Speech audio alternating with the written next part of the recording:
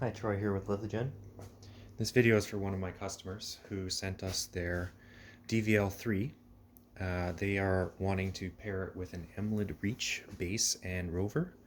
So we are going to use one Emlid Reach RS Plus and another RS Plus as a base rover combination. So I'm creating this video for the customer who needs instructions on how to set this up. So the first thing is it's got a USB charging port. So there's a USB cable in the box with the Reach, and you want to charge it every night. It's got a good battery in it, which should do at least 16 hours in cold weather. It could go longer in warm weather. Make sure you attach the antenna before you turn it on. Now, if you don't have a known point, when you turn the base on, the base is going to average that location for 2 minutes by default, and it's going to start broadcasting its RTK corrections based on that point. Now, if you have a known point, you can set that up in software. We'll talk about that briefly at the end of the video. But for now, I'm just going to turn it on, and you have to push and hold for a few seconds. And then you'll see the lights go on. I'm just going to leave it there. It will slowly acquire its base position. So we want to be quite patient about this because it needs some time to boot up and it needs some time to turn on. The interesting thing about this base is it will actually advertise a Wi-Fi hotspot. So this base is labeled number 4. So if you were to use your phone or a field laptop or something and search for Wi-Fi hotspots, you would see a Wi-Fi hotspot being advertised called Reach 4, which is what I've named the device and named the Wi-Fi hotspot. You could then connect to that Wi-Fi hotspot with your phone and use the Emlid Flow app to set your base location if you had a known point. Like say you put this up on a tripod over a known marker, you could say, I know this coordinate, it is X and Y, and the height of the base above the tripod is Z, and then you can tell it to take those coordinates and use it for the base. Now, we're not going to do that today because it's hard to film that on my phone. What we are going to do, however, is once 2 minutes have elapsed, we're going to turn on the rover .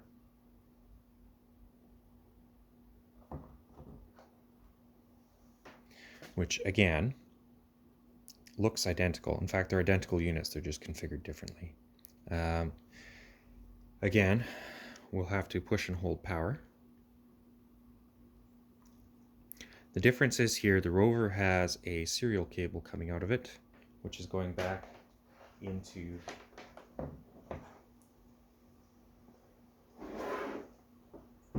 the rear of the DVL. Now this is a DVL III, so it's a little bit older, and so the user interface we're going to look at here is a little bit different. The important thing for configuring this with a DVL III is that you only output GGA and GSA strings, and it has something called the talker ID, and you have to set it to GP rather than GN. It doesn't understand the GN talker ID. So, but after that, it will talk. I have the output on here pre-configured at 19200, which is the highest speed the old DVL III will handle. Now, hopefully the glare isn't too bad here. We'll turn this on now, and we'll see if we're getting GPS data.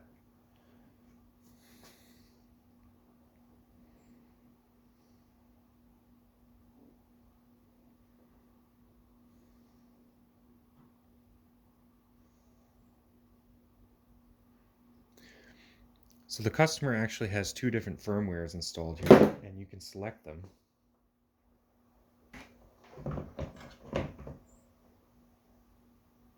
So there's the Noggin and the Noggin Plus. We're just going to choose the Noggin Plus here. The configuration is very similar depending on which one you choose.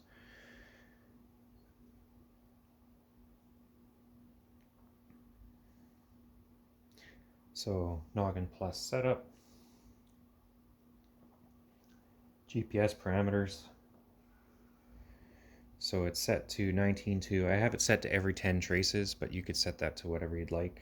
The output of the GPS is set to 1 hertz, so it's only giving you 1 trace per second.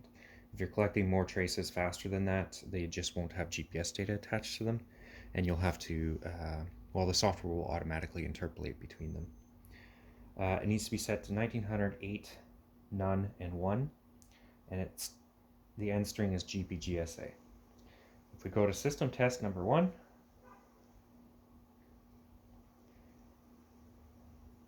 oh, return, sorry, wrong button. System test number 1, you can actually see the raw NMEA data streaming in, so this is good news. If you exit this and you go to system test number 2, we'll actually plot, no input. See, we have something now that is misconfigured. I wonder what it is. Exit. Let's go to system test 1, GPGSA, GPGGA,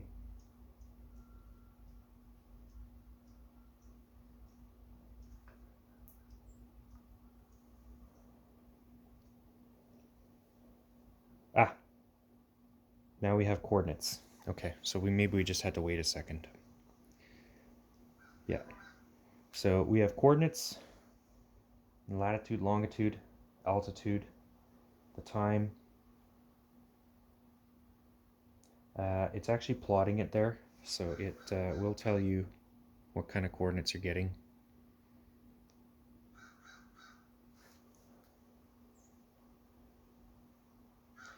The customer sent me the DVL for testing with GPS, but we don't actually, they didn't send me the antenna that goes with it.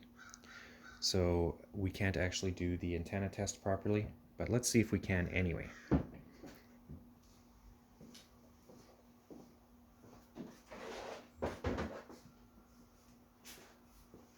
This is a Noggin Gold, which probably won't work with this system.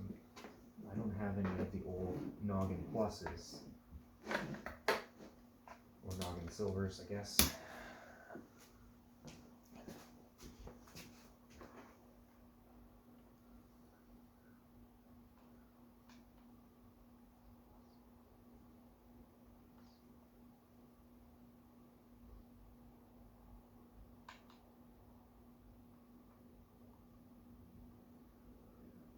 Yeah, 500 attached.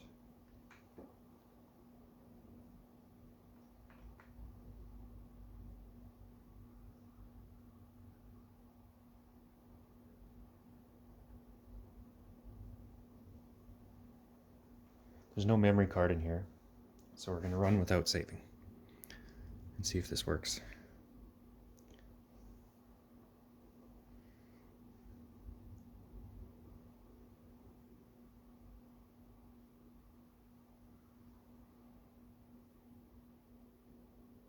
Yeah, error finding sensor, so that's as close as we can get to testing the system. So we're going to stop, hit return, and set that back to 250 so that the customer is ready to go back with their Noggin 250.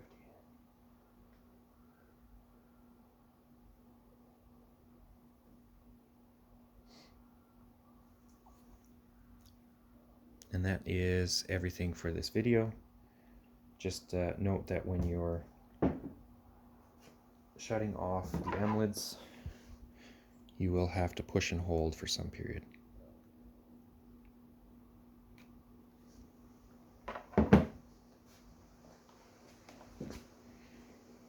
One, two, three, four. All right, that's all. Good luck with your survey.